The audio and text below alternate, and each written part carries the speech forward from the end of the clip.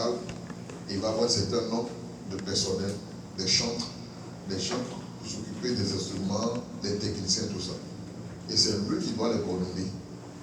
Et il doit être responsable sur ces personnes, en leur donnant une orientation, en leur donnant des directives, en fonction du cahier de charge qu'il a reçu de ma part. Parce que moi, normalement, écoutez-moi très bien, c'est le pasteur qui doit tout faire.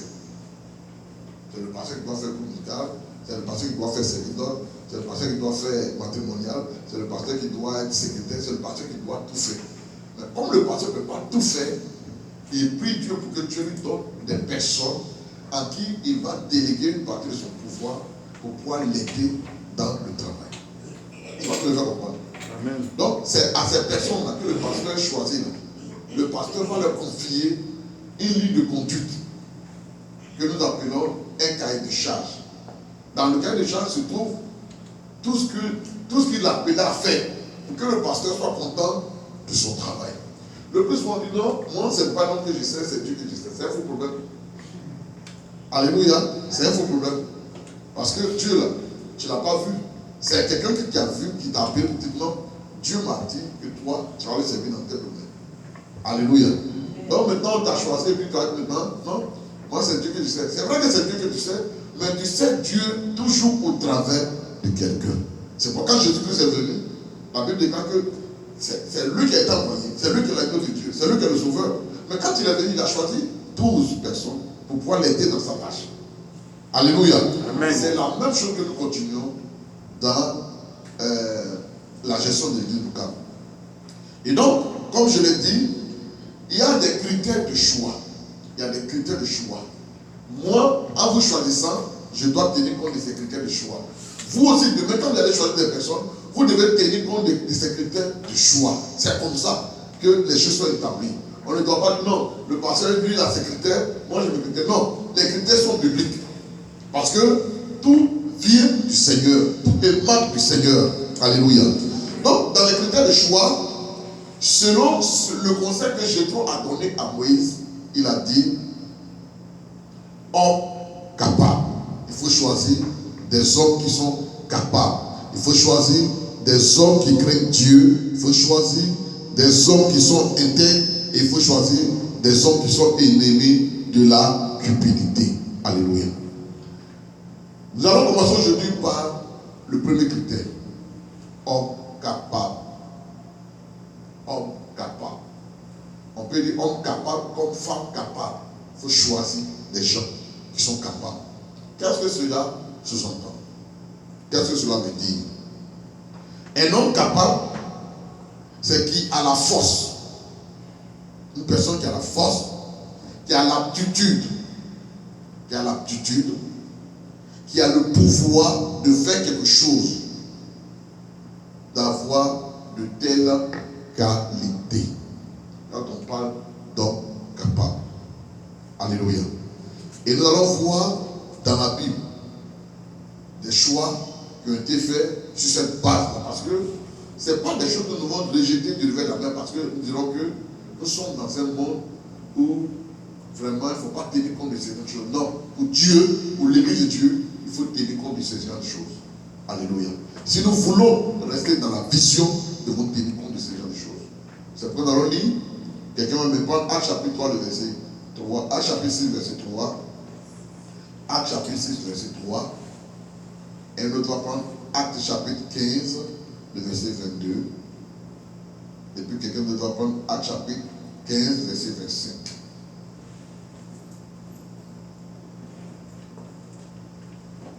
On est sur l'homme capable.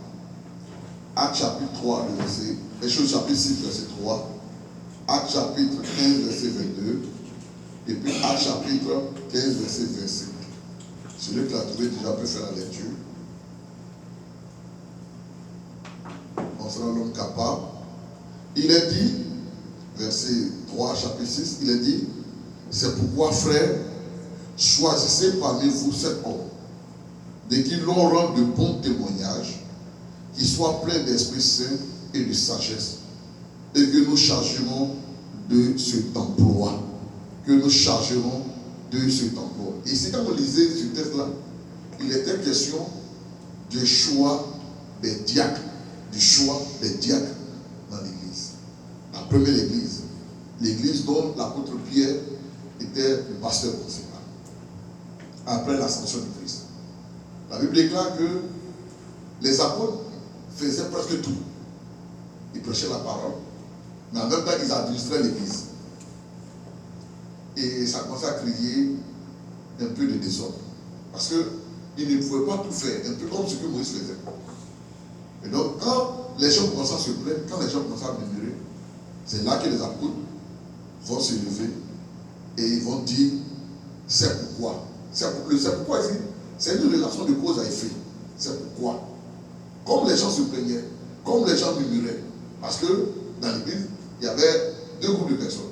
Il y avait ceux qui étaient juifs d'origine, et puis il y avait les hellénistes, c'est-à-dire quoi? Les juifs qui venaient, qui étaient dans les autres nations, qui sont venus en Israël. Et quand les apôtres partageaient la nourriture, quand les apôtres faisaient les dons, les hellénistes là, ils se disaient qu'ils étaient lésés. Ils n'étaient pas bien, comment on appelle ça, on ne les servait pas bien. On servait bien les juifs par rapport aux autres. Donc ça commence à créer une confusion dans l'église. Et donc quand les gens vont pouvoir bavarder, c'est là les apôtres ont dit, frères, choisissez vous-même, c'est-à-dire parlez ici à l'assemblée. Ils ont dit à l'assemblée, choisissez parmi vous 7 hommes. 7 hommes de qui l'on rend de bons témoignages. 7 hommes qui font l'unanimité dans l'église, dans l'assemblée, de qui tout le monde rend un bon témoignage. Qui sont pleins d'Esprit Saint, c'est-à-dire qui sont remplis du Saint-Esprit et de sagesse. Et il dit, et que nous chargerons de cet emploi, de cette fonction. Nous allons les charger, nous allons les établir diacres pour pouvoir s'occuper du partage des dons, des présents dans l'église. Vous voyez. Le chapitre 15, verset 22, il dit, alors il parut bon aux apôtres et aux anciens et à toute l'église de choisir parmi eux et d'envoyer à Antioche avec Paul et Barnabas, Jude appelé Barnabas et Silas, hommes considérés entre les frères. Hommes considérés entre les frères, c'est-à-dire hommes de qui on a du respect, hommes considérés, on a de la considération pour lui. Donc en d'autres temps, pour dire que ceux qu'on va choisir là, c'est des gens qui doivent avoir un bon témoignage. C'est de ça que parle la capacité. Quand il est capable. Être capable ici, ce n'est pas le fait de pouvoir renverser la salle ou bien casser, être un enfant. Non. C'est être capable dans la conduite, être capable dans le comportement, être capable dans la manière de faire, de telle sorte que, d'une manière unanime, tout le monde dit non, le frère là, c'est un bon frère. La soeur là, c'est une bonne soeur. Alléluia. C'est là, si elle est sur nous là, lui là, s'il est établi sur nous là, il peut nous aider. Mais lui là, s'il est, il va nous diviser. Il va faire que nous, on ne va plus venir à l'église. Papa, lui là, il ne faut pas le choisir. Si tu le choisis, tu ne vas pas que personne va venir à l'église parce que c'est une femme qui n'est pas là. Vous comprenez? Voilà. Ici, dans l'église, on choisit des personnes de qui tout le monde rend le bon témoignage. Parce que la Bible dit ici, il est apparu aux apôtres, premièrement, aux anciens, deuxièmement, et à toute l'église de choisir parmi eux et d'envoyer à Antioche Paul et Barnabas. Mais on a ajouté à Paul et Barnabas Jude, Barnabas et Silas. C'est-à-dire 3 personnes encore, on les a ajoutées. Mais les 3 personnes qu'on a ajoutées là, c'était des gens qui avaient un bon témoignage. Alléluia. Ce n'est pas le copinage à l'église. Ce qui fait que souvent les pasteurs échouent. Ce qui fait que souvent les responsables échouent dans le temps de leur responsabilité, c'est parce qu'on fait du copinage, la camaraderie. On choisit quelqu'un parce qu'il soit peut-être, il donne plus d'argent. Non. Il ne faut pas choisir quelqu'un parce qu'il donne plus d'argent. S'il donne plus d'argent, qu'il n'a pas un bon comportement, il va gâter. Alléluia. Amen. Quelqu'un qui n'a pas un bon témoignage, que ce soit chez lui à la maison, que ce soit au travail, que ce soit partout, dans toutes les réunions, dans toutes les rencontres, quand on parle de lui dans le mail, même, tu te demandes, mais attends, là c'est vraiment de mon type là que vous parlez. Oui, c'est lui. Lui là, partout il va y faire parler, il divise les gens. Mais si tu l'as mis comme responsable de l'église, il va gâter l'église là. Et demain tu vas dire que non, c'est lui là qui a gâté. C'est pas lui qui a gâté, qui l'a mis? C'est toi qui l'as mis là qui a gâté. C'est pourquoi en tout, nous devons faire beaucoup attention. Le verset verset du chapitre 1, il dit, nous avons jugé à propos, après nous être réunis tous ensemble, de choisir des délégués et de vous les envoyer avec nos bien-aimés Barnabas et Paul. Alléluia. Frères, sœurs, je demande à tout un chacun, Olivier, pardon, il faut laisser tout ça. Écoute la méditation. Ça, la méditation est plus importante que tout ça. Il faut laisser ça. Alléluia. Donc, ici, le choix est important. Le choix est important. Dans le travail que nous sommes en train de faire, le choix est important. Et comme la Bible dit, de choisir des hommes et des femmes qui sont capables. C'est vrai que nous sommes à un début. À un début, écoutez-moi, dans l'implantation de l'église, dans tout début, il y a certaines étapes sur lesquelles on ferme un peu les yeux. Comme ce matin, j'étais en train de faire des recherches et puis j'ai l'un de mes filles là, qui est en Allemagne, qui a posté que Jésus revient bientôt, trouver une église sans tâche pour aller prier là-bas. Et puis j'ai répondu en bas, pour ça, il n'y a jamais trouvé ça sur la terre. Une église qui est sans tâche, il n'y a jamais trouvé ça sur la terre. Mais dis-le plutôt de chercher une église où le plein évangile est prêché, où la saine doctrine est enseignée. Mais dis que toi tu veux une église sans tâche, ce n'est pas ici. Il n'y a qu'à attendre quand on va partir au ciel là-bas. Alléluia. Pour dire que dans les débuts de l'église, on va fermer les yeux sur certaines choses. Mais au fur et à mesure qu'on s'est en train de faire, comme un enfant qui est tout petit, il y a des choses qu'un enfant fait, ce n'est pas tout que tu vas le frapper. Tu te le frappes dans tout là. Lui-même là, tu es en train de le former comme ça. Parce qu'à un moment donné, quand il a fini là, c'est lui qui t'envoie chez toi et il dit tiens, il faut faire. Alléluia. Voilà. Donc, c'est pas au départ là. Il y a au départ, ferme les yeux sur cette chose. Mais au fur et à mesure qu'on grandit, tu commences à dire non, ça, c'est pas bon. Ça, c'est bon. Ça, c'est pas bon. Ça, c'est pourquoi souvent, il y a des choses que je vois, mais je préfère fermer les yeux. Ce n'est pas un signe de faiblesse. Parce que souvent, on pense que non, le pasteur est faible, non, le pasteur n'est pas. Non. Ce n'est pas un signe de faiblesse. Mais en tout, il faut utiliser de sagesse dans ce qu'on fait.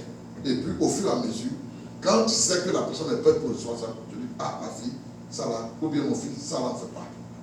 Mais si déjà dans le début, tu dis, ça n'en fait pas, ah, moi-même là, il y a trop de règles ici, il y a trop de lois ici. Lui-même avant venir, il ne voulait pas venir. Et comme tu viens de mettre, il dit, bon, le temps est venu, moi je vais partir. Alléluia. Amen. Donc voilà un peu ce que je tenais à dire. Donc aujourd'hui, nous avons vu un homme, et ce qu'on appelle ça, ce qu'on appelle homme capable. C'est quoi l'homme capable? Dimanche prochain, nous verrons qui craint Dieu. Quand on dit on craint Dieu, ça veut dire quoi? Alléluia. Parce que sachez que vous les ouvriers, vous les responsables, vous avez plus de responsabilité que quelqu'un qui vient d'arriver aujourd'hui dans le Seigneur. Que quelqu'un qui n'a pas de responsabilité. Parce que quelqu'un qui a une responsabilité, il est plus responsable que celui qui n'a pas de responsabilité. C'est comme dans le foyer, dans la maison, il y a le père qui est un garçon. Il peut avoir un enfant qui est garçon. Alléluia. Mais l'enfant qui est garçon, là, avec le père qui est garçon, là, les deux n'ont pas la même chose. Vous bien comprenez pas ce que je dis? Le petit garçon là, qui est l'enfant de la maison, lui peut sortir là, le matin, aller se promener, aller jouer, dormir, se promener, se salir, tout ça. Mais le papa là, lui il s'en travailler. Parce qu'à la fin du mois, il doit payer le loyer. Mais l'enfant là, lui, c'est pas sa responsabilité. Donc c'est comme ça que nous devons voir les choses de Dieu. Amen. Amen. Amen. Voilà, je vais m'arrêter là. On a dit, on attend. Nous allons prier le Seigneur. Est-ce que tu es un homme? Est-ce que tu es une femme capable? Prions le Seigneur. Prions. Confions au Seigneur. Alléluia. Merci pour ta grâce et ton amour. Merci pour ta bonté. Et merci pour notre vie. Tu nous appelles à devenir des hommes et des femmes capables. Afin que, Seigneur Dieu, nous puissions être à la hauteur de la tâche que tu nous confies. Nous te bénissons de tout mon cœur et toute mon âme, Seigneur. Et merci de bénir la suite de ce programme, de bénir ce culte, afin que chacun de nous, Seigneur, qui soit pleinement édifié, soit honoré pour ta parole. Merci pour l'adoration, la louange. Et merci pour tout un chacun. Au nom de Jésus. Amen. Amen. Amen. Voilà, je vais laisser toute la place au pasteur Fofana. Il va nous conduire dans la louange, dans l'adoration.